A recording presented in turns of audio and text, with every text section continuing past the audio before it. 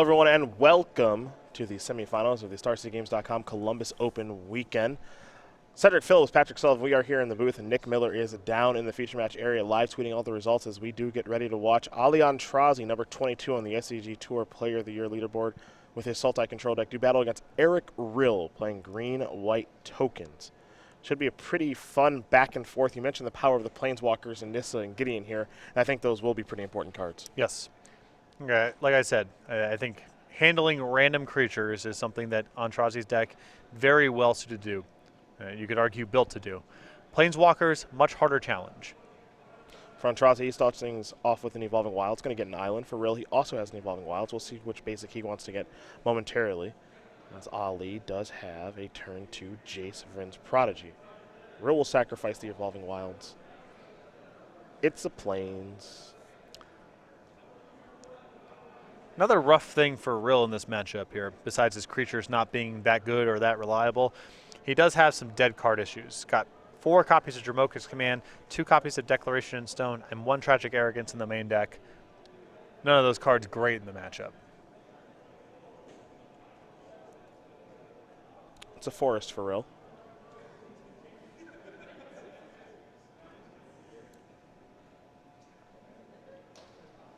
Looks like he might have a turn 2 play, just deciding which one. He'll go with Sylvan Advocate as opposed to Lambhold Pacifist. Now we're going to go over to Aintrazi.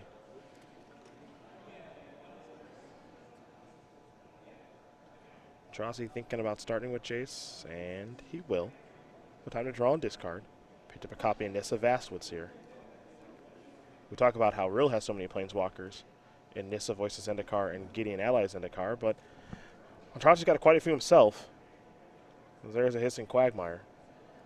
We're going to go back Rill's way.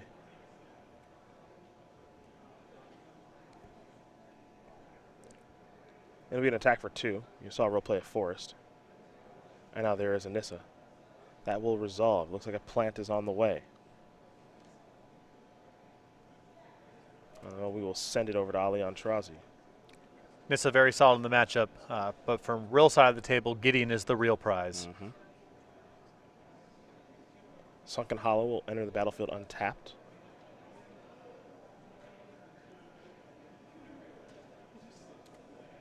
Now we are going to head back over to Eric Rill. There's a Plains.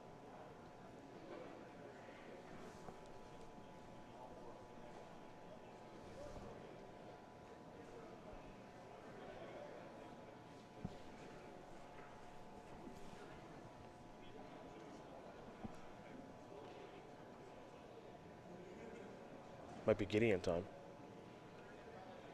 That's just going to be a hanger back for 2. Looks like that one's going to resolve. Nissa is going to tick down, which means +1/+1 counters we put around here on Sylvan Advocate, the plant token, and the hanger back walker. And now Rill's going to come in with a 3/4 Advocate.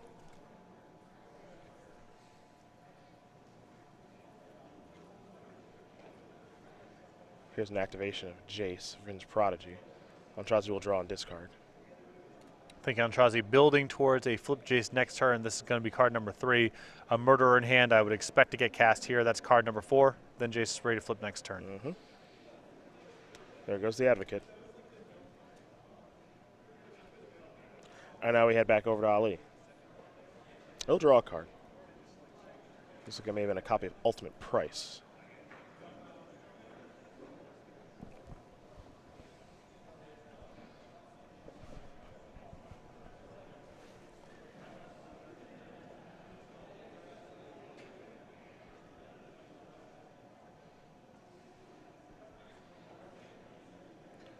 Very important for Ali to sculpt his turns several turns in advance.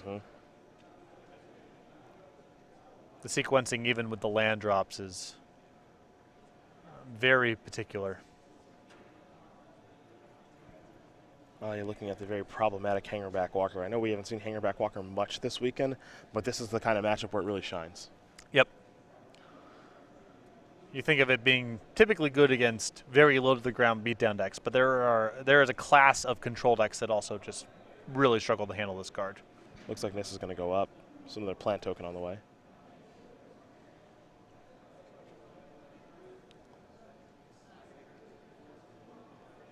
Now here comes the Hangerback Walker. Jace will block. Here's an activation. Time to draw and discard. And as you mentioned, that'll be card number 5 in the graveyard, which means Jace will transform. Now Jace Telepath Unbound is here, starts on 5.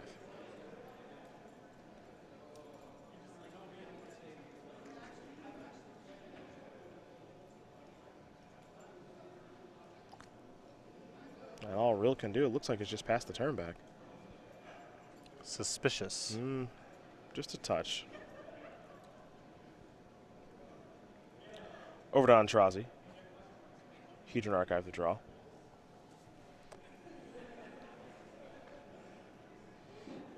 Important for tying the room together.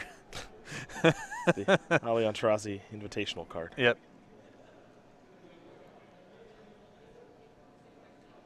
Now, I believe Aintrazi actually does have a copy of Emrakul in his hand.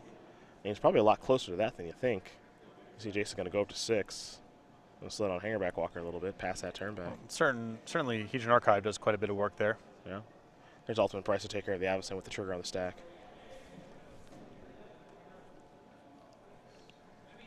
And now we go back over to Rill.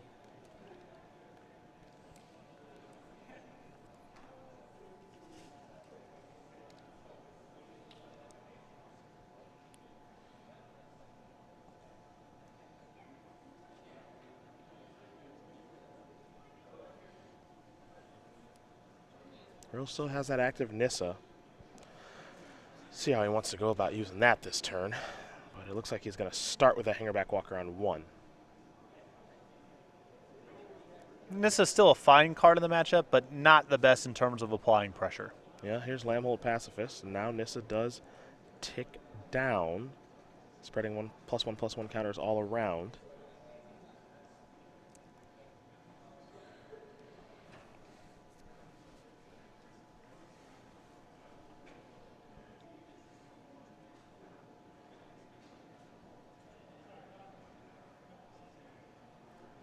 And looks like he's trying to finish off Jace here, or at least get close.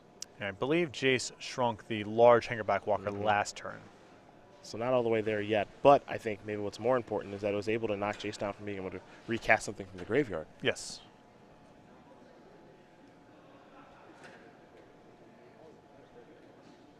Aintrazi right now with access to 8 mana with the Hedron Archive. So can he actually do anything with Emrakul here? Well, he has a 9th mana in his hand, and a land, an instant, a creature in the graveyard at least. I don't know if there is a 4th card type. Yeah, I think that's the issue. I don't think he has the 4th card type just yet.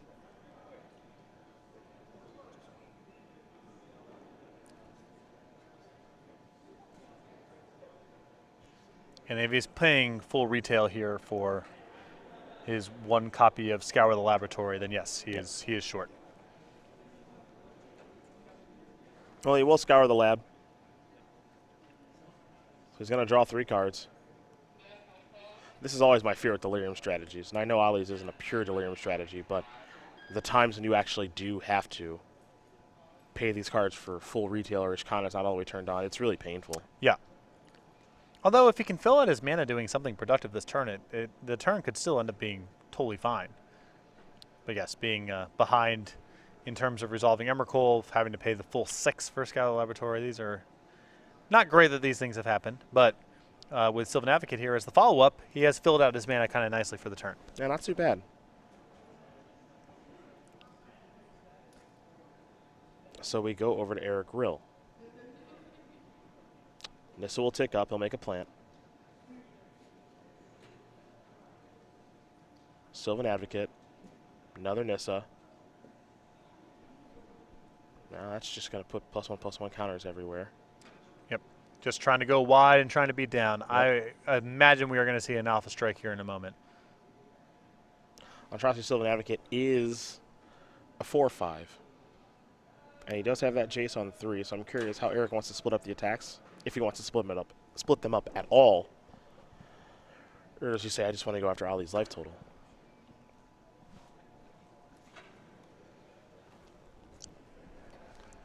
I could see something like sending the 5/5 Hangerback Walker at Jace and everything else at Ollie.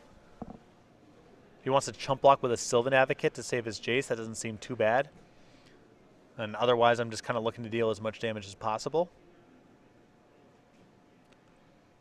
Looks like Eric is erring on the side of getting the Jace off the table and also sending in the plant. Says I don't have to worry about this. I want this thing out of here.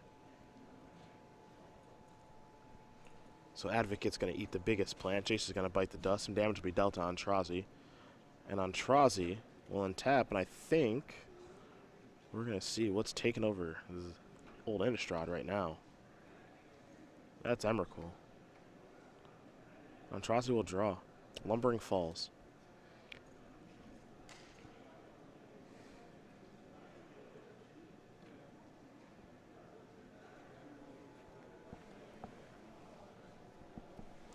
Step one will be a land. It just depends on which land it's going to be. You see Aintrazi's organizing what I have in the graveyard here of creature, instant, land.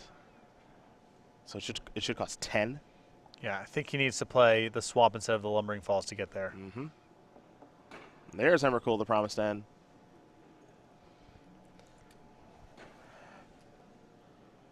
When you cast it, you gain control of target opponent during that player's next turn. After that turn, that player takes an extra turn, so it is a Mindslaver-esque effect.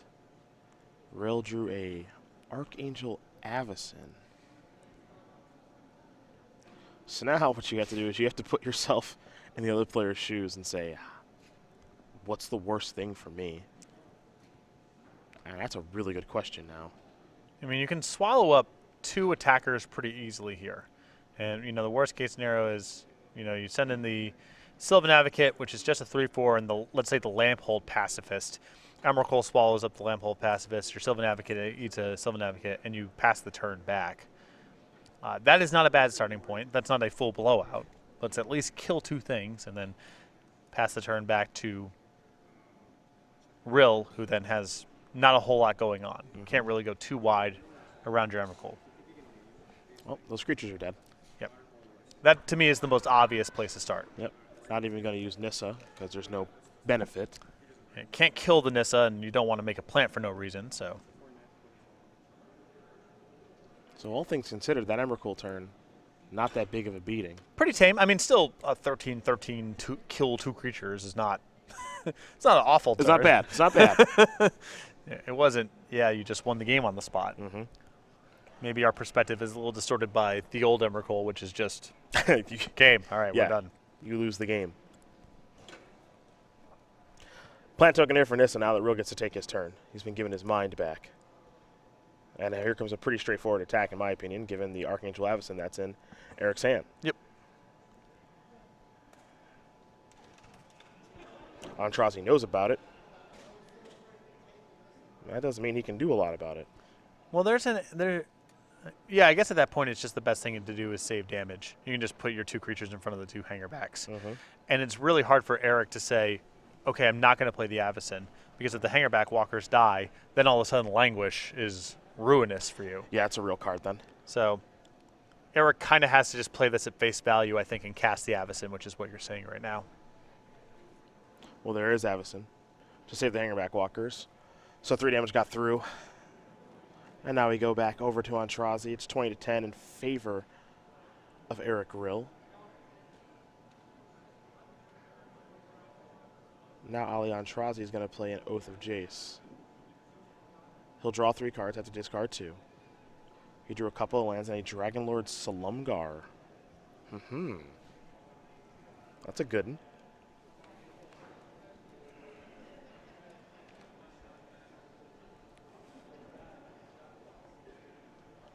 And if you can just take the Avacyn, attack with Emrakul, and hold off for 1 turn. And then he's good to go. Yeah.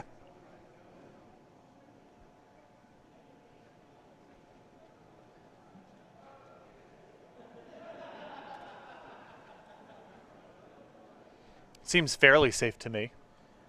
Straightforward enough. There's Lumbering Falls.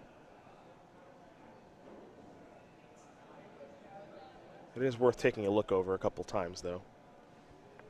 You know, can you free roll attack with a Sylvan Advocate Looks like Ollie's going to play a little bit more conservative. Going to go after Nissa.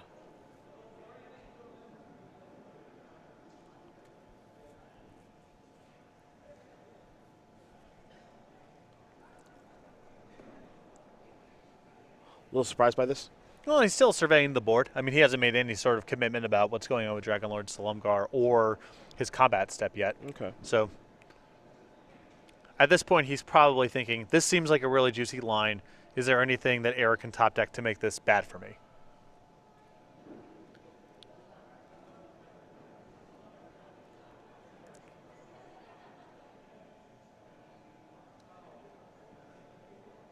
Well, it looks like Advocate has gone towards the Planeswalker.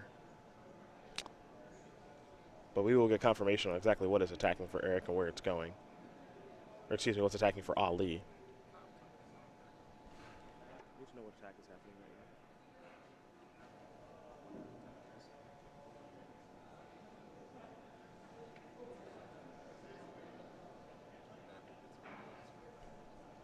right now. And confirmation complete on the Sylvan Advocate going at Nissa. Remember, Advocate's a 4/5. Nissa has 2 counters.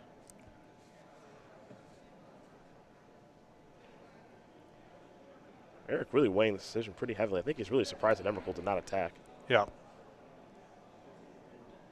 Quick update for you guys. By the way, Kyle Bogme is currently up a game in the Bant Company Mirror over Devin Kepke. So there's a chump block by the plant token.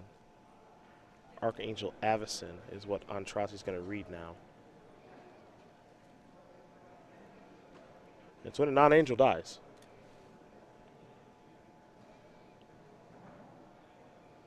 So we'll get a transformation here. In a moment.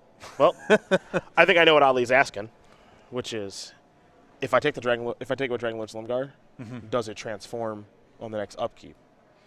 I mean, I would imagine the trigger is locked in. Yeah, I think that's kind of the question, because it does exchange like the ownership of the card, because you're taking control of it with the Dragonlord. So I would have asked that before moving into combat if there was maybe a good idea. If there was any question on my end about how the card worked. But yeah.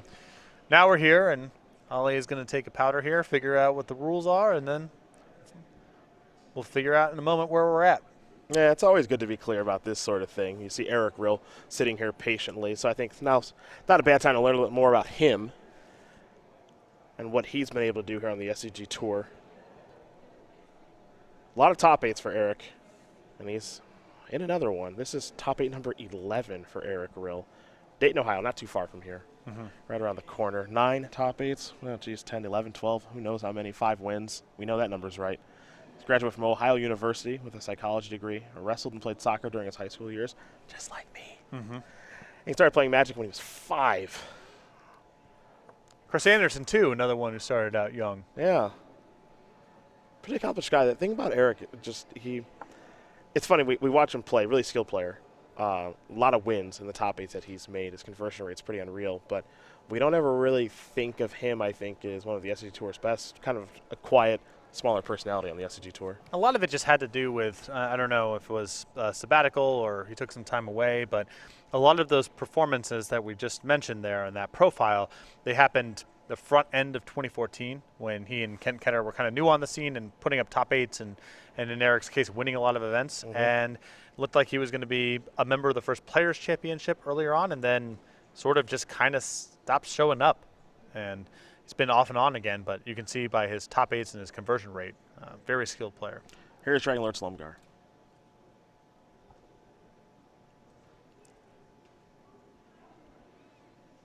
And it is going to take control of Avacyn, I believe.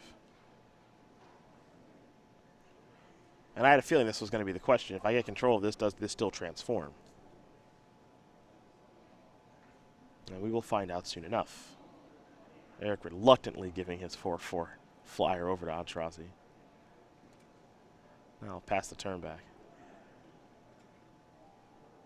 Nope, now the trigger goes on.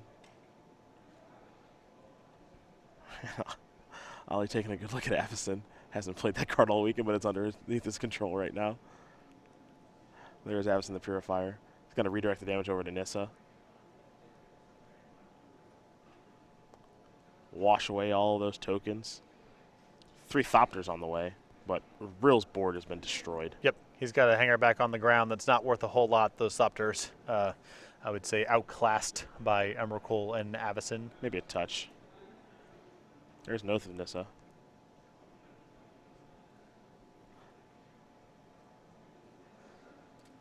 Jamoka's Command in there among other cards, but he can't take that one.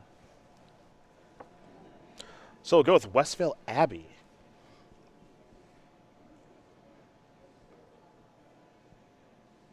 And that'll be a land for the turn. Though only 4 creatures on the battlefield. Yep. And Aintrazi can start attacking with the flyers and forcing the chump block. So might make it very challenging here for Rill to be able to get to the 5 creatures required for Westvale Abbey. Rill gonna pass. In fact, I think he's got 22 points in the air, if my count is right. It is 22. So that forces some blocks. Yep. Wonder if he should have attacked that turn with the Hangerback Walker. From Rill's side? Yeah. I mean, it's certainly an argument once you pick up Westvale Abbey. Well, The most likely scenario is you force a chump block with the Sylvan Advocate. well, it's got 3 damage on it. Oh, right. Yeah. Then Because of the Avacyn. Yep. Yeah. So, yeah, you probably just get 5 points for your trouble. Yeah, I think you either get 5 points for your trouble, or maybe Ali doesn't realize or forgets that it has 3 damage on it. Then it dies, it cracks open, makes Thopters, and then you have the ability to make an Ormondal. Yep. And that's off the table now. Although Ormondal doesn't even size up against Emrakul. So Well, maybe that's not even a line that Rill is that interested in. Yeah. I would hope not. Right. Emrakul should be able to beat Ormondal. Oh, here's Ruinous Path. I think this means that Ali must have also picked up a Languish. Yep. That's exactly what that means. Gotta be a little careful with this, though. Okay.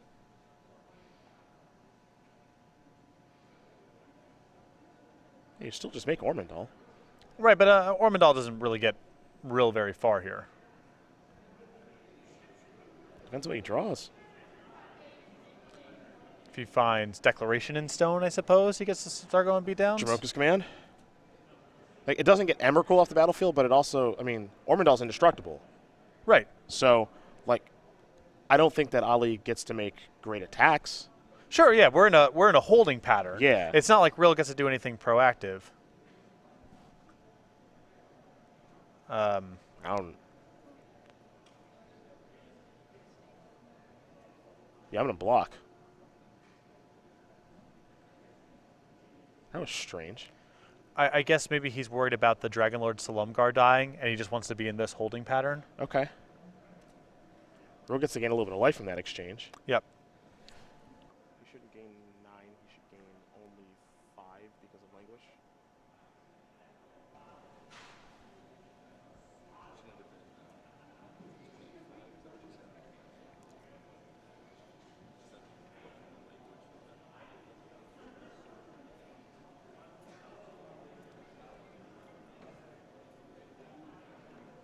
They're going to make sure the life totals are correct here. Eric should only gain 5 life that turn instead of 9 because Languish made Ormondal a little bit smaller. I'm a little surprised that Ali pushed in the way that he did last turn, because it feels like this board state is more tenuous than the one he had last turn, and he fired off a Languish, another removal spell to get to this point. Yeah, that's kind of what I think too. Now, I'm curious to see what Traverse is going to find. Looks like Den Protector. Hard to imagine this going wrong. Yeah, I mean, it's traversing with a purpose. I'm just trying to think of what he can Den Protector back. Well, I think he may have drawn another copy of Languish, if my look at his hand is correct.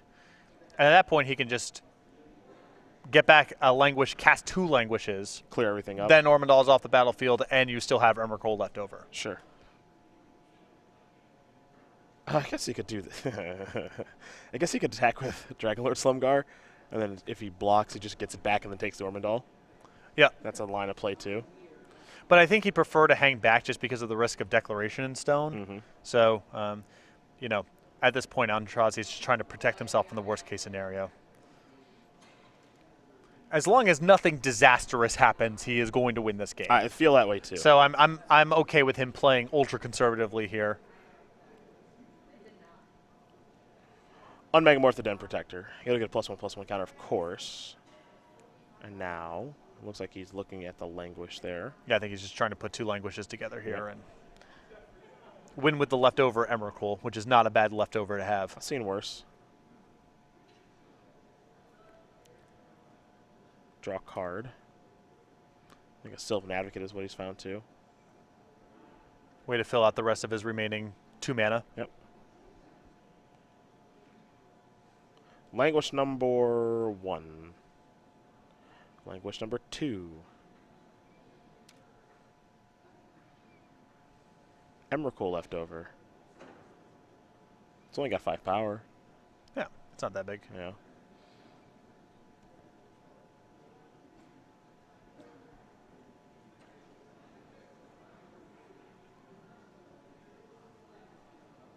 It seems to be a pretty safe attack. I mean, it depends. I guess it depends. He's obviously worried about Avacyn. Yeah. With no attack there. That much is clear. Because one thing Emrakul has to do, it has to tap to attack. Mm-hmm. So if he ends up working himself into a racing situation, there's a lot of conservative play going on here, but I think it's actually ultimately correct. Well, with Rill at 25, it's not like you're going to kill him in one shot. Yeah. So I think waiting, and then going for it when you're positive that there's no sequence of cards you can have to mess you up is the right way to take this. Hissing Quagmire is going to get fired up. Now he's getting a little aggressive.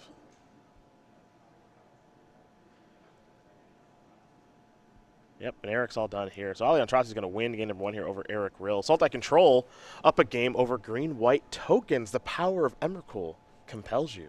All right, that's an awkward game there. I'm not sure if Aintrazi chose necessarily the most efficient lines there, but he was ultra conservative, made sure there wasn't anything that can blow him out. When he accrued a huge advantage, he just waited, and eventually killed Rill in one shot. We'll take a look at the sideboards. We'll start with Eric Rill. Has 2 Den Protectors, 3 Aerial Volleys, a Dragonlord Dromoka, a Linvala the Preserver, 2 Declaration Stone, a Hollowed Moonlight, 2 Evolutionary Leap, a Tragic Arrogance, 1 Planner Outburst, 1 Secure the Waste. So I think Evolutionary Leap is probably his best card in the matchup here. Just very helpful in the game going long, especially against someone lost spot removal and languishes and so forth, alongside the Secure the Waste and the 2 copies of Den Protector. I like that setup a lot. For Aintrazi, it's 3 Summary Dismissal, 2 Lambhole Pacifist, 2 Pick the Brain, 2 Deadweight, 2 Kalidas, Trader of Get, a Liliana the Last Hope, an Ishkana Graph Widow, a Dragonlord Salumgar, very powerful in the last game, and a Painful Truths. I like the additional copy of Dragonlord Salumgar. I think the Ishkana is great in this matchup. Kalidas, probably his best card. That's a very problematic card historically for green-white tokens, and I think the 2 copies of Lambhole Pacifist just to give him a little bit of early defense. Well, that gives you an idea what both players are working with here. So as they do shuffle up and get ready, we will talk about StarCityGames.com regionals that is taking place here very soon. There you do see the Hot Pursuit playmat along with the token. It's our good friend Ugh Not Again. Now, a couple of things to mention about our regionals that are taking place here. First of all, to get the token in the playmat, it's the first 200 players that do sign up for their regionals. Go.StarCityGames.com/regionals where you can find all the information like the prizes, the money, the points, the qualifications, and best of all, the locations, my friend, like Canada. Wow. We are all over the globe, by which I mean in 2 countries in North America, but that's twice as many countries as we were in during the previous regional championship. So this is a big step forward. Congratulations to Calgary, Alberta, Canada, who will have a regional championship. The rest of the locations all over the United States, you can see it here on the map. And you can also head over to go.starcitygames.com/regionals and find the regional championship closest to you.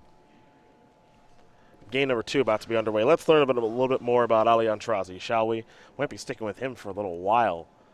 29 years old from Matthews, North Carolina. This is one of his more innovative decks, I think. We've seen a lot of crazy decks from Ali in the past. I think about the deck that he won the last United States Nationals with, a little bit blue-black control. Actually, a pretty streamlined deck for him. But he loves just big mana strategies. And, you know, Emrakul says 13 in the casting cost, but realistically, I think that card's a 8 or 9 mana spell. Yeah, if you assume that you're going to have Delirium online by the time you reach that stage of the game, we're looking at a 9 mana card. With a little bit of work, you're probably getting it down to 8 or 7. That game, Aintrazi's was not great about filling up his graveyard with a variety of card types, just kind of the nature of his draw. Had to pay 10 for Emrakul, but that was still more than good enough. Did some nice work. Yeah. Killed 2 things, and then eventually killed Eric. Yeah. And blocked for a while. I mean, I think that sometimes we get spoiled by Emrakul and what we feel like she should be doing. Yeah. But that's still plenty fine. No, there's still just a 13-13 out there wrecking havoc. So Yep. plenty good enough. We'll see if Rill can tie things up here. Remember our other match, it's a Bank Company mirror, Kyle Bogomies and Devin Kepke. Bogomies currently up a game. We feel as though he's advantaged there a little bit just because it really feels like he came here this weekend addressing the Bank Company matchup and done very well against it. I mean, that copies of Tireless Tracker and Nissa over things like Lamphold Pacifist, I'm sure have served him well. You're giving up some percentage in the beatdown matchups, but you look at our top 8 and it's Bank Company, Control Decks, a really good metagame in the top 8 here for someone to be trying to fix the control matchups and the mid-range matchups and giving up a little bit of edge against humans. One thing to note, as we saw over the course of this tournament with players' records, you know, the games here, now of course in the top 8 were untimed, but the games here, they do take a little while. So the shortcutting that we've seen players make, I think that's going to be necessary stuff. You have a lot of back-heavy creatures, and that's going to be conducive to blocking. A lot of the decks aren't really that loaded with evasion, and that's going to cause a lot of blocking to happen too. So I would say that these games, at least this weekend, have been a little bit more stalematey than perhaps over the last year or 18 months of Standard. There's a lot of creatures, gummed up battlefields, weird game states, all that stuff. It's funny how many games this weekend have felt like they've come down to a flying creature. Mm-hmm. We're not talking like someone had 4 flyers and flew over the top. It's like, no, someone had an Avacyn or even a Selfless Spirit, and that was accounted for 12 or 14 points of damage, and that was the game. Yeah. That's all it took. Well, these players will take a look at their opening hands here. Eric Rill will be on the play with his green-white token stack. A deck that appears to still be very much alive. He's in the top 4. Andrew Boswell got 9th place on tiebreakers with that deck, so only 3 copies of green-white tokens made it in day number 2. 9th place and in the top 4 for 2 of them.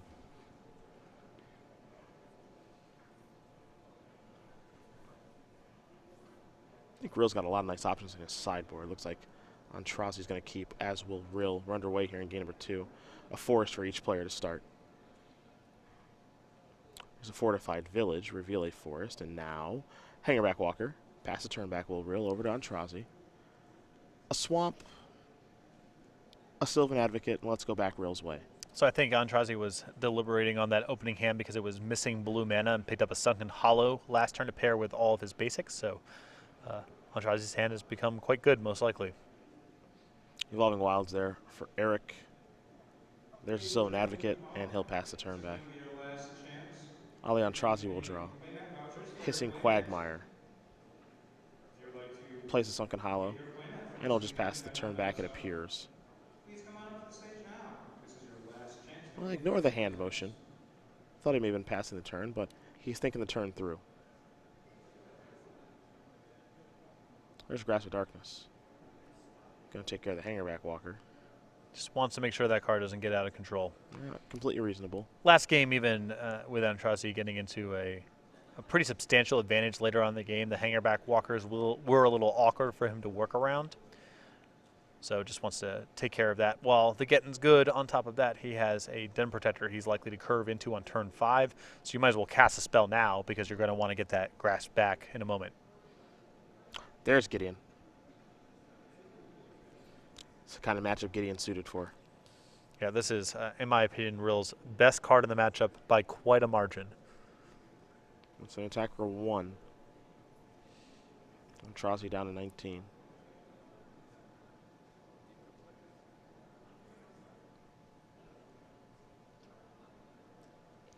And there's a forest. And now the Heritage and Archive. Ramp it up. Pass it back. Let's go back over to Eric Rill. He'll draw a card. Looks like 4 cards in Rill's hand. Man, cashing in Gideon right now. Hello. Leads me to believe he's got another one. Yep. Evolving Wilds. Rill's board's looking pretty good now.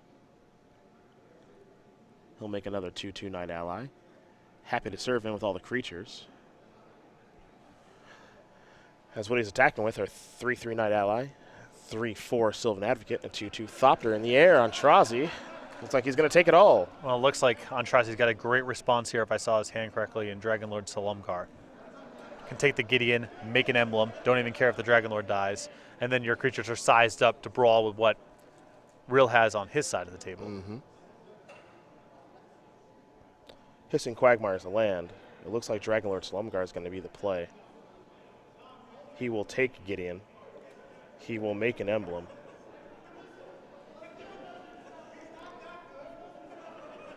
And you said it, his creatures are sized up pretty well here now. Yeah, this is a great setup for Aintrazi, assuming that Rill doesn't fire in with, Declaration in Stone type of cards to push over the last couple points, but assuming that Rill is out of spells, attacking is becoming harder and harder. He can at least squeeze across a couple points this turn and hope that he can draw to Avacyn in some way or another. I think at times some people just really forget how good Dragonlord Slumgar is. Yes. That's a really good Magic card. Here's Oath. Hangerback Walker.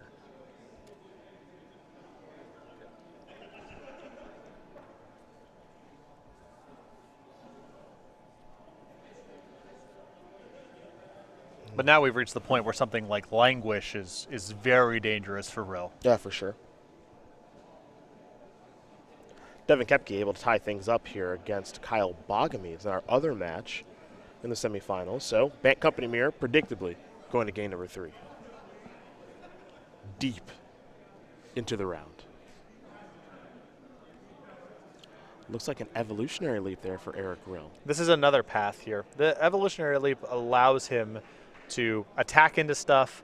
Whatever Aintrazi tries to block, he can sacrifice, gas up with new threats, and try to go wide over the course of several turns. Well, here he comes. He is getting it in, attacking with everything. So now Aintrazi's got to figure out what the best blocks are to make. Knowing that the creatures that he does block will be sacrificed. Yep. To Evolutionary Leap. Yeah, this is a good setup here for Rill. He gets across for 5 points of damage. Mm-hmm.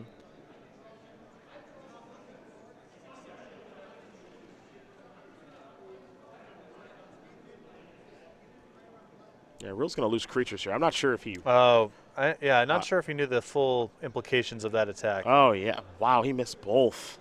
Yeah, I assumed that the whole line there was send in what I can send in. Whatever you block, that'll get sacrificed to Evolutionary Leap.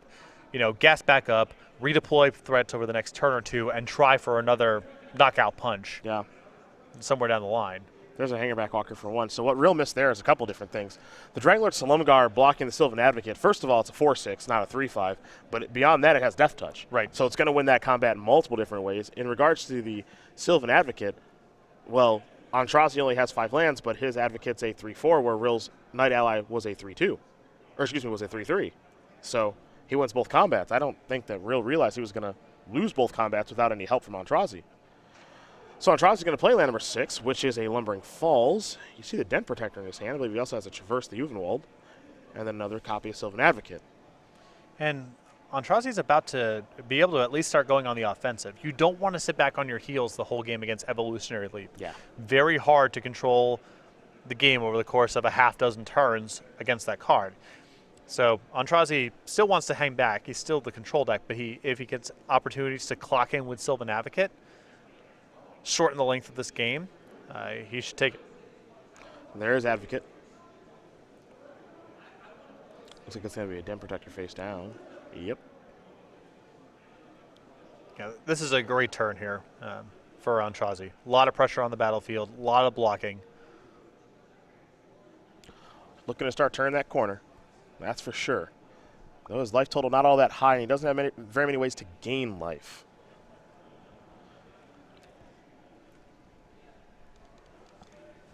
So you see Aintrazi at 6. It's not going to get much higher than that. Here's Hangerback Walker. Well, the Hangerback Walker's still pretty awkward for Ollie here, as it does give Rill the hope of just breaking them open with Evolutionary Leap or some other way. and flying over the top and getting through across the last few points.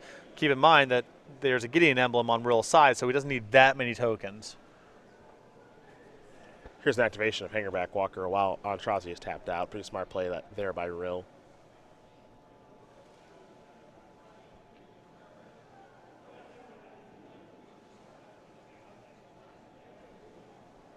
Tough part here for Aintrazi is, even though his graveyard, I believe, is off screen, he doesn't really have a lot going on in the graveyard in regards to Delirium or any of that stuff. So, one of the ways that he can steal this bad boy is, of course, Emrakul. And another Dragonlord Slumguard might not be too bad. And Ishkana. Ishkana definitely adds some protection here against the make a bunch of Thopters and go around your Dragonlord Slumguard line of play. So that's a great pickup. Forgot about that one. The Dragonlord Slumguard gets a lot worse in the face of the Evolutionary Leap.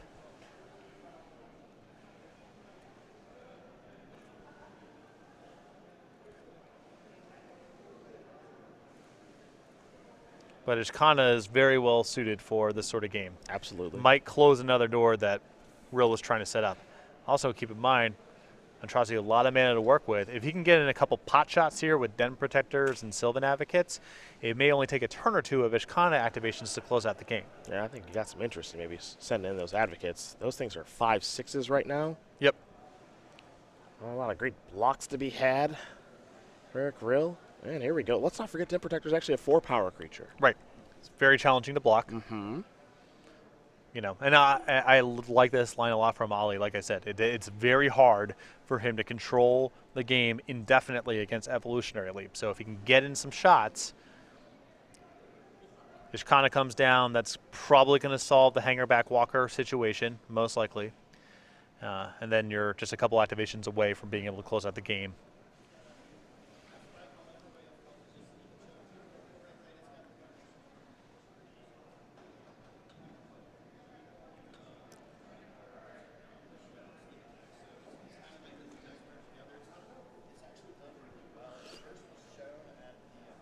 We're going to take a look at the battlefield, figure out what the best blocks are and how he can get across those last 6 points.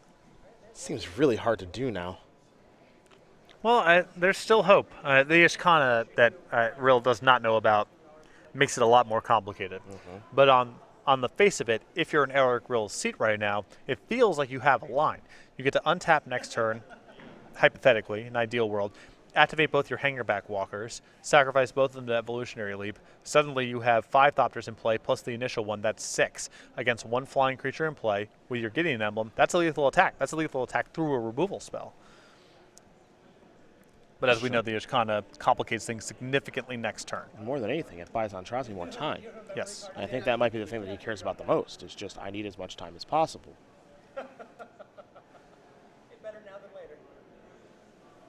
More time means more looks at Emrakul, maybe. In fact, Rill can go for it right now if he wants to. And that might be the line he's pursuing. He can sacrifice both the Hangerback Walkers right now to Evolutionary Leap. That gets him to 4 tokens. And if Aintrazi's on nothing, he can kill him. Yep. And, if Rill feels like he can't manage this game for much longer, maybe that's where he has to go. Well, he did just make a Hangerback Walker off of the Evolutionary Leap. That's what he got added to his hand. And now you do see Rill's hand. Now you draw a card. So 3 Thopters out there. All 2/2s. Because of the Gideon emblem.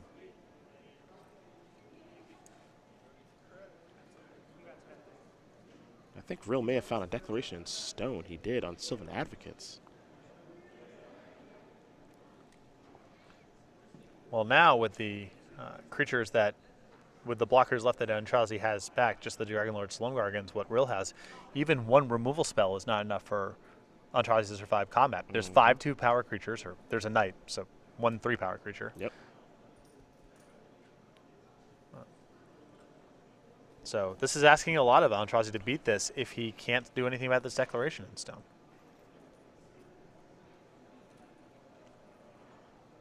It's tough to say if Aintrazi got too aggressive or not. I don't think he did. I mean, 2 of his creatures is vigilance, so Yeah. I think I would have attacked with the Den Protector too. he has an incentive to attack with the Den Protector in that spot because it just looks like he'll probably not block this, and that might shave out a turn of Ishkana activations or something like that. Yep, here comes everybody.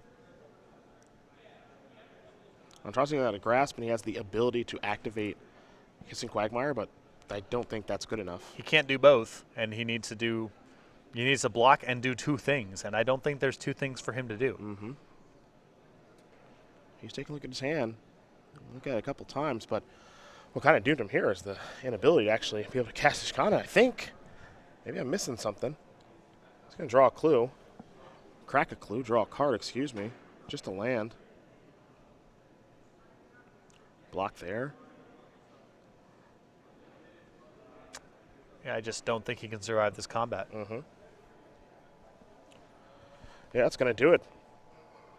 The Declaration of Stone, very timely there for Eric Rill, as he's going to win game number 2 here, and Ali Aintrazi and Eric Rill are going to get ready for a third and final game. Sultai Control, green-white tokens, going to the rubber match. A really tight game there. It looked like Aintrazi had the tools to stabilize that game. Really great Dragon Lord Slumgar, taking the Gideon, getting an emblem. But it just goes to show you the strength of Evolutionary Leap. Not only just as an outlet for the hangerback walkers, which was critical, but it also forced Aintrazi to play a certain way because he could just not hold on to the game over an infinite timeline against that card. He had to play a little bit more aggressively than perhaps he would have preferred to, and he was a blocker short of being able to survive that attack. Is he supposed to get in with the Den Protector? Is he not? Tough to say. Really specific sequence has to happen there for Aintrazi to lose the game. But the reason the Den Protector was attacking was because Aintrazi felt he needed to shorten the length of the game. And that's all a function of Evolutionary Leap. Well, game number 3 going to be on the way here in just a moment. You see both players going back to the drawing board, especially Eric Rill. You think going back for anything in particular? Probably not. I mean, it's always good to do the double check here. I think Ali's much more likely to change things than Eric Rill. He's much more likely to have play-draw bias cards in his deck. Well, these players will shuffle up for game number 3. Keep in mind that our other match is in game number 3 as well. It's Kyle Bogmuse and Devin Kepke a Bant Company mirror, so there will be a Bant Company deck in the finals. Whether we like it or not, we'll just see if it'll be against Sultai Controller green-white tokens soon enough. But we will take a moment to talk about the StarCityGames.com YouTube page where you can watch the replay of this tournament, this particular match. We've almost got 100,000 subscribers. A lot of great content over youtube.com/StarCityGames. A lot of archives, including Versus Series archives, Premium archives, SCG Tour archives, and content that is exclusive to the YouTube page, such as unboxing. So again, youtube.com/StarCityGames. Become a subscriber today and get notified when new content is uploaded to the page, which happens all the time. Game number 3 will be underway here in just a bit. Do remember, next weekend, we are in Baltimore. Should be a lot of fun there. And then after that, we'll take a weekend off, and there'll be a Pro Tour and regionals. So a lot of events coming up here around the corner for the SCG Tour. I know there's not a lot left for Season 2, but there's enough. We can take a look at it very quickly here. You'll see that we'll be doing a little Worcester action. Well, that's already in the books, excuse me. We're here in Columbus. Then Baltimore, then regionals, then the Cuse. I'd love the Syracuse. Shout out to the Dinosaur BBQ. It is one of the best restaurants we have in the SCG Tour rotation. Right? Absolutely. They do. It's one of the few restaurants that's not overrated. Correct. You know, like it's as good as advertised. And then the New Jersey Invitational Weekend that'll be taking place to close out season number 2. So, very, very excited about all of that. I think I might take the trek to Syracuse too. Just battle? Kind of want to. What? Just funny, you know? Just feeling it. Take this new job in Roanoke and maybe be on the road a little bit less. What do you do with your spare time? Just drive drive a bazillion hours playing these tournaments? It's 9 hours from home. It's fine. Yeah. Just take Friday and Monday off work. What's the big deal? Yeah, it's just amusing to me. You do what you enjoy, you know? It's good for you, but Life on the road, man. I don't know any other way. I love hotels. Shout out to the Red Roof Inn Plus here in Columbus. they put us up in their suite. They did. Well, I only know this because there's a sign on the door saying it's the sweet. suite. Yeah. not because it was such an impressive River fan that I assumed it was the suite. But it's still cool. I appreciate the love. You're loaded up with decaf coffee. Yeah. They hooked you up. Yeah. There's only decaf coffee in the room. There's 4 different packages, all decaf. It's just. If you bought a package of Starburst and there were only orange ones inside, you'd say, like, what? Who designed this? Why aren't there any of the good ones? It's just an endless sea of decaf coffee. Just want to make sure that you're hydrated but don't have too much caffeine. And I woke up in the morning. I flew and played it pretty late. Got here around 1 o'clock or whatever it was. Woke up in the morning and, like, how is that possibly the state of the room? Just so much decaf coffee. We got what you need. Yeah. Don't worry, man. See, Eric Rill, he's got a Nissa, voices Zendikar. With the plant token now, for Aintrazi, he played a Nissa Vastwood Seer, got a basic forest. And now here comes the Nissa battles. Evolving Wilds.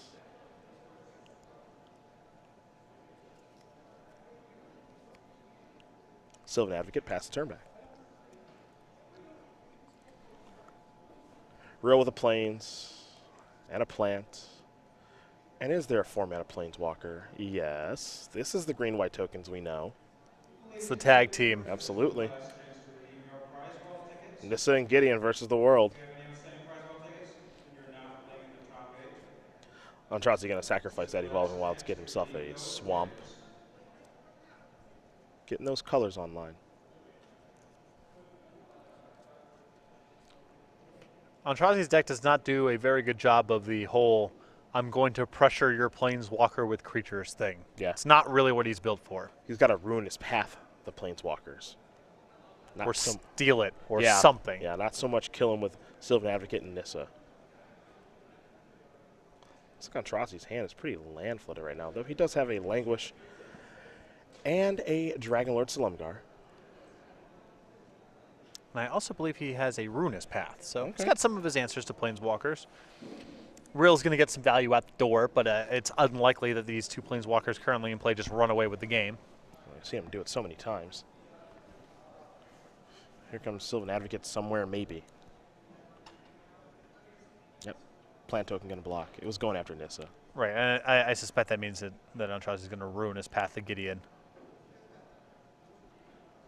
Yep. Man, Aintrazi's 1 land away from Dragonlord Slumgar taking a Planeswalker, as we've seen already this match. And he's got land number 7 rolled up to flip the Nissa. Yep. So, not a bad setup, all told. There's a plant token. Yeah, another Gideon. Maybe he wants that instead now. Well, certainly if Rill is going to leave the Gideon on 4, that is really juicy to take with Dragonlord Slumgar. You get an emblem for your troubles, which helps with the attacking. Also doesn't matter. It means you care a lot less about if your Dragonlord Slumgar gets killed, because you've at least dealt with the Planeswalker permanently. Means you got your value. Right. There is a Sunken Hollow.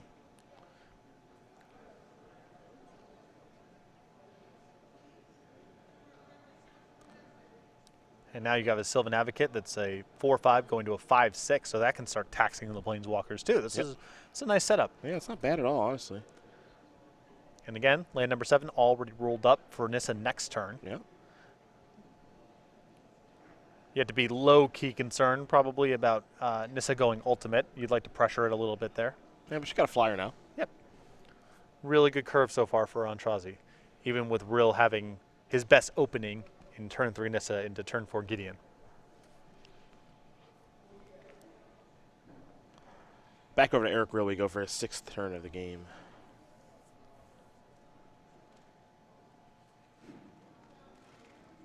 Two Knight Allies. Nissa voices Zendikar on 6 counters. Now it's on 7.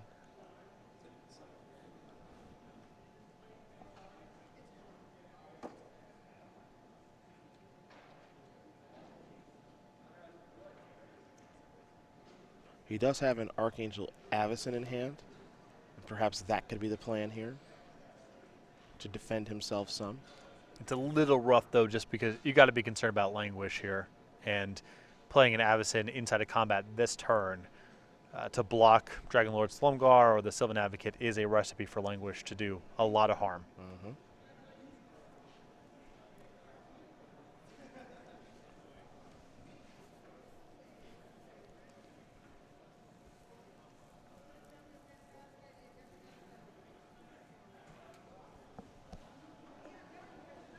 It's a big turn here for Rill It really is. because he's got a lot riding on this Nissa right now. And if he loses it without extracting that much value, It's just going to be tough to win then. or if Ali steals it and goes ultimate, Blech. you know, Blech. there's a lot of ways for this to go very, very wrong.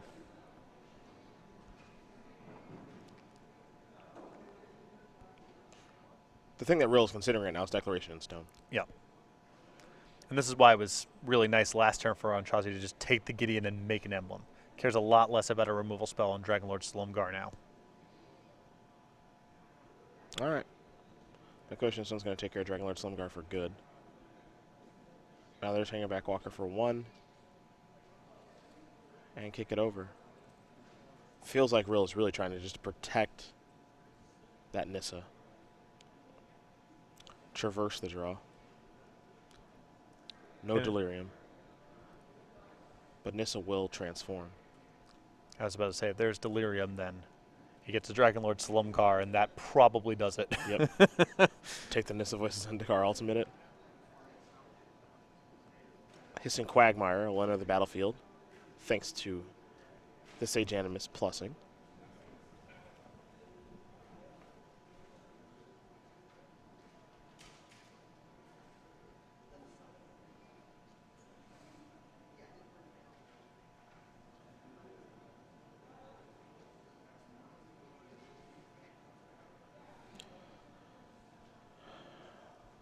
Might be thinking Traverse. I think he's thinking about cracking the clue. Yeah?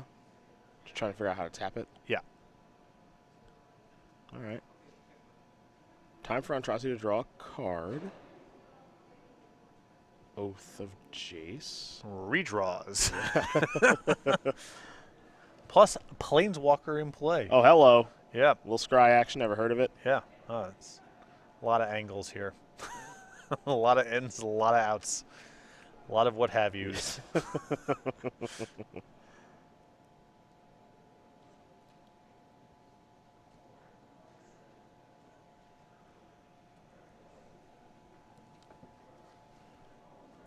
Languish away.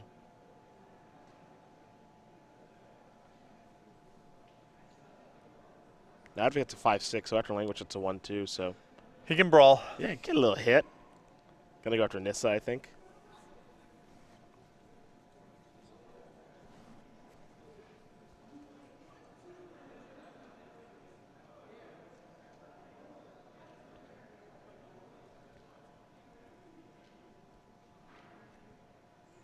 Yep, there's a block. Pass that turn back. Rill will draw another Archangel Avacyn. Time to make a move. Gain 5, draw 5. This looks bad on the surface for Aintrazi, and it very well might be, but keep in mind, Aintrazi has a very substantial advantage on the table right now. Mm-hmm. He might be able to power through 5 cards, especially with Rill a little bit behind on mana. Just depends on what the 5 are, you know? Like, he can do a nice job of checking, like, future Gideons and Nissas. He's got a 5/6 Advocate. He's got creature lands out there. Yep. Those are going to be bigger because of the Advocate. He's got an active Nissa going.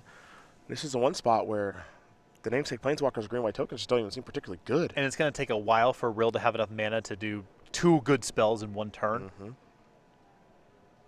Gideon's here. Make a Knight Ally. Declaration of Stone's going to take care of Sylvan Advocate. That'll give Aintrazi a clue. It's a solid 2-spell turn right there. That's not bad, yeah. yeah. It's not bad.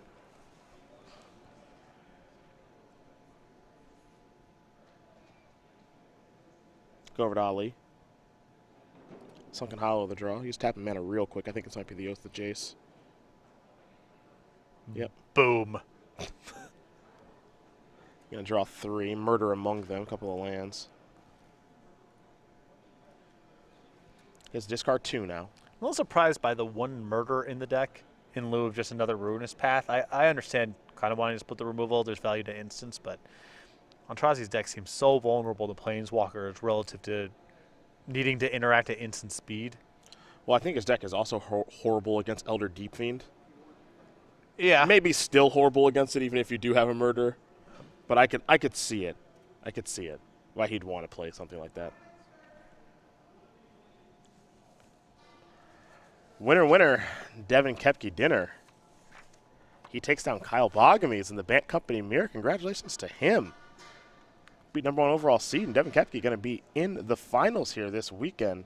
Going to play the winner here against Aintrazi and Eric Rill.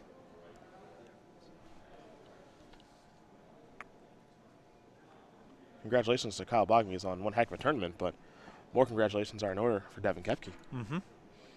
Upset in terms of seeding, probably an upset in terms of name recognition, upset in terms of deck construction for the mirror match. Congratulations to him, and he will battle against the winner of this one momentarily, but it may take many moments. Liliana. Oath of Jace now scries 2. Oh, yeah. There's a lot of selection here. A lot of subderivative, backdoor whatnots going on. Yeah. It's just high-level analysis right there. Just a lot of what-have-yous. Tragic Arrogance in Rill's hand. Not a bad spot for it, given that Aintrazi is the one with a bunch of permanents in play and probably the higher value ones as well.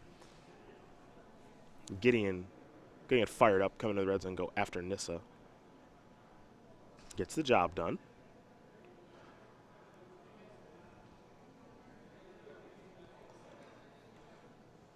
Now it's Nissa voices Zendikar again. These two are on the grind. Yeah. And Rill post-board is really set up to grind. Yeah. That's one of the things that's nice about Green-White. Green-White has the ability to play, one could argue, the longest game in the format. Yeah. I mean, Evolutionary Leap is almost endless. You can just go all day. They don't mind doing this. Aintrazi going to untap and draw here.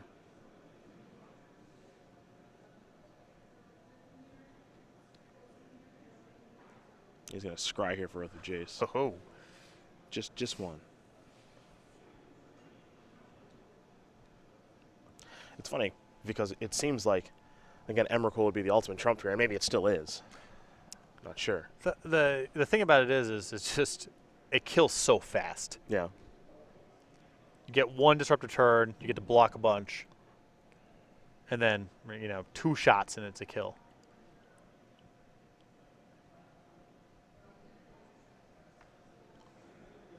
Another Oath of Jace. Draw 3. Jaced among those cards. Ruinous Path and then Choke Estuary. Discarding 2. Looks like one might be a Lumbering Falls. Got to make sure that all those cards in the graveyard are different types. Get the spread. Yeah.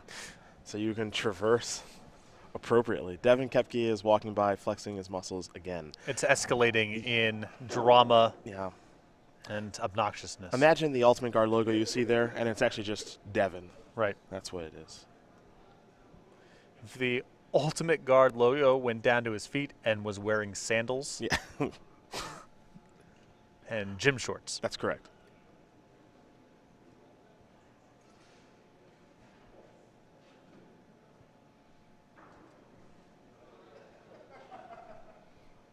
Looks like Murder. And the land will be discarded.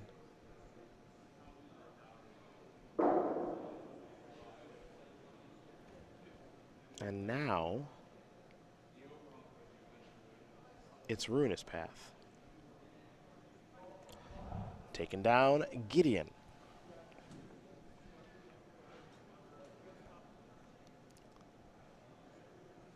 Gonna plus Liana. See you later, plant token.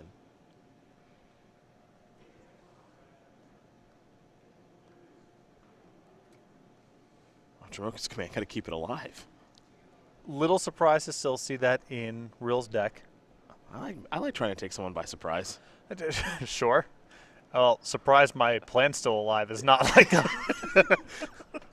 like, whoa. Double check here. I'm at 20 still. Okay, you got a plant. All right. Plant still alive. Oath of Jace down. And in the meantime, Aintrazi did play Traverse to go get Emrakul. So he's got big plans.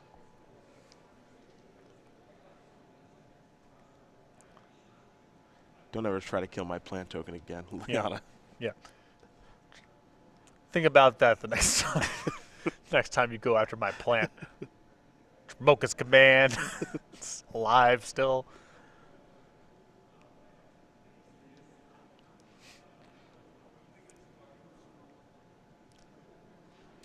Just stare down on Aintrazi and very purposefully dial up your Nissa to 5 and put another plant and let him point at it. Come get it. Remember what happened last time? That's right. We might see that happen this time. It's a 1-2. That's right. 3 times as many stat points as it had before. So you think about that. Rill has a Den Protector. It looks like he's considering morphing. And he will and unmegamorph to get back. What is the question? Oh. Jamoka's command. Plants a 2-3. Fight your Jace. Yeah. I guess it's still small because of the Liliana activation. It is. The plant doesn't get its full revenge. Or does no, okay. It gets a counter and then Den Protector will finish off the Jace. Yeah. 5 times as many stat points as you could have just left it alone. It's gonna put a counter on his creatures here. this plant is furious now. This is so vengeful. And now it takes down Liliana. I think it might be short because of the... I think this is 4 points coming across because the -2/-1 is still there. Well, we'll take a look at Liliana really quick. -2/-1 until your next turn. Okay. Oh, well, Well, it looks to be dead. players seem to be confirming it's dead, so Yep. Liliana's dead. Revenge of the plant. Draw a card. I think part of the reason that Rill needed to take that line that turn was because he couldn't allow Aintrazi access to the Den Protector on the Emrakul turn that's about to come up. Sure. Because we have a feeling the Emrakul turn is coming. Yes. Yep. Now they're going to check with Liliana about what the power and toughness is Yeah. here, yes. I counted 4 points of damage. As did I. Okay.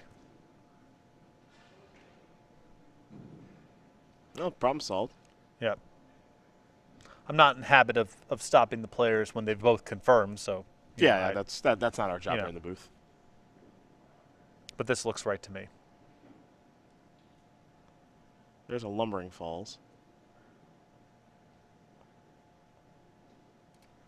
Liliana's up to 2. Gonna give something -2/-1. I think Ali knows better now to mess with that plant. Yeah. So he's gonna go after the Night Owl. Yeah, gotta take a different line after last time. Here's Emrakul. All right. How's it going to go down now? Ollie's kind of showing off the ability to cast it for cheap with all the different card types.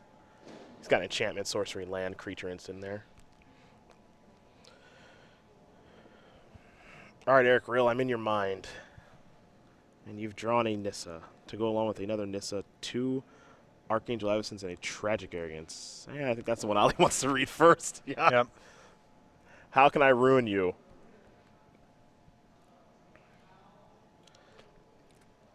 The most straight up line here is just put 2 Nissas in the graveyard and run the Den Protector into Emrakul. That's not a bad start. No, I don't hate that. But we can take a little gander here at Tragic Arrogance and see perhaps if there's something much worse. Well, what he's going to start by doing is ticking down Nissa. And now he's going to cast Tragic Arrogance. And now Ali gets to choose which card he keeps. Yep. And then the other creature can Attacks just and run just into dies, yeah. run into Emrakul. Okay. This is not a bad turn either. So Emrakul Okay. beats the plant. Yep. The plant was getting its revenge. Right. But Emrakul again reigns supreme. Not a bad turn. Not a bad turn. Yeah. I mean, realistically, Emrakul should just be beating every time. You have to work so hard to be able to cast the darn thing. Oath of Nissa.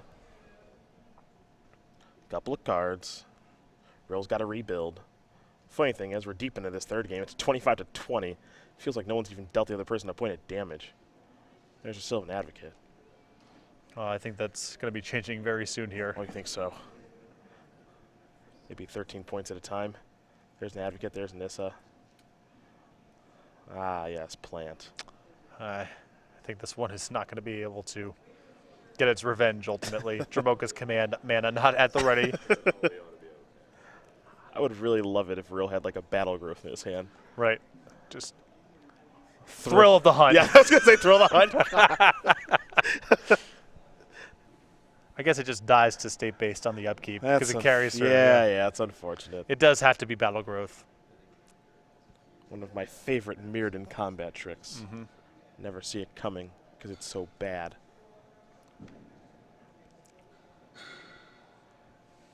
Gonna cash it in. Gonna turn over 2 cards and get something back. Maybe a Dragonlord Salumgar down there, perhaps? Well, there is now. Yep. If there wasn't before. That counts. Yep. That'll be a hit. Yep. Don't mind if it dooski. There's Sunken Hollow. 5 and 6. What's Aintrazi want with this? I kind of like just taking the Nissa here, casting the Den Protector face down and the Jace and minusing. Oh, and just going beatdowns? Get 14 on Emrakul. Just to be safe. Yeah. There's your face down. He's got an emblem, too. Oh, 15. Jeez. Even bigger. Sold him short. Well, there you go. Yeah. There's a healthy attack for 15. Over to Eric we go. This is the most Ali Aintrazi game of Magic I've ever seen. Yeah.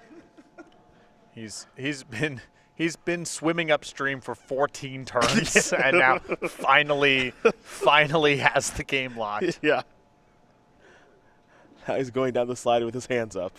I believe he does have a Grasp of Darkness in the graveyard, so he can handle the Avacyn that he knows is in Rill's hand. Yep, that's true, with the Den Protector.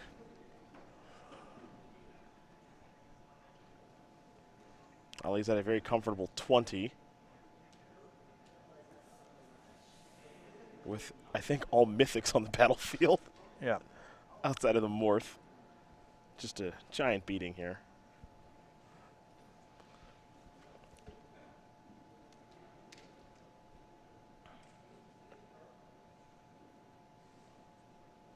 We're going to take a look at the graveyard, but Emrakul has caused quite a bit of trouble, as here is a Oath of Nissa.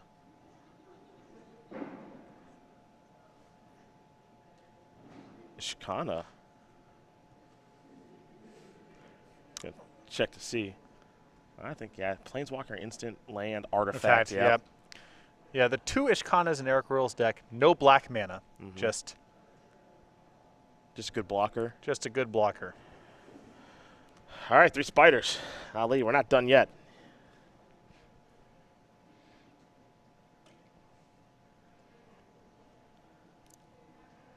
He'll Megamorph Den Protector.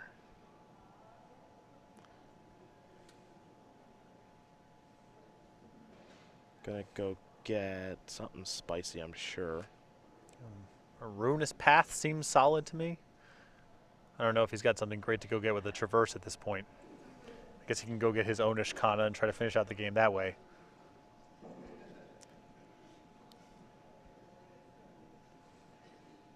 Aha, it looks like he does want Traverse. Ali wants to check his sideboard, I think, see if he has any Ishkanas in his deck.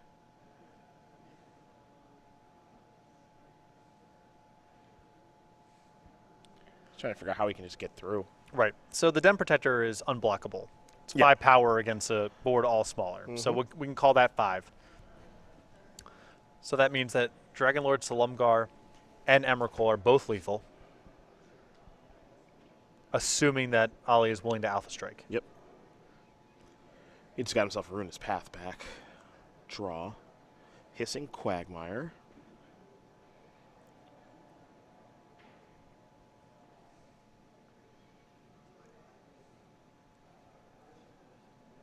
Gonna play Ruinous Path there. Looks like he might be firing up a creature land. Yep, Hissing Quagmire there. Jace here. 1/3 Jace. We did it. Achievement unlocked. Creatures are all going to get a little bit bigger, including the Quagmire and the Jace, as you mentioned. And Aintrazi had a very, very healthy 20 here, so. Yeah, and that is going to do it. Done. Ali Aintrazi is going to win this match over Eric Rill. 2-1. Sultai Control will take care of green-white tokens, and it was a long swim upstream for Ali. But once he gets there, it's pretty tough to lose. I mean, you can see how this deck can grind if he's got time to set up shop. Eric Rill there was able to fire off a Nissa Ultimate for 5 cards, and not really that late in the game.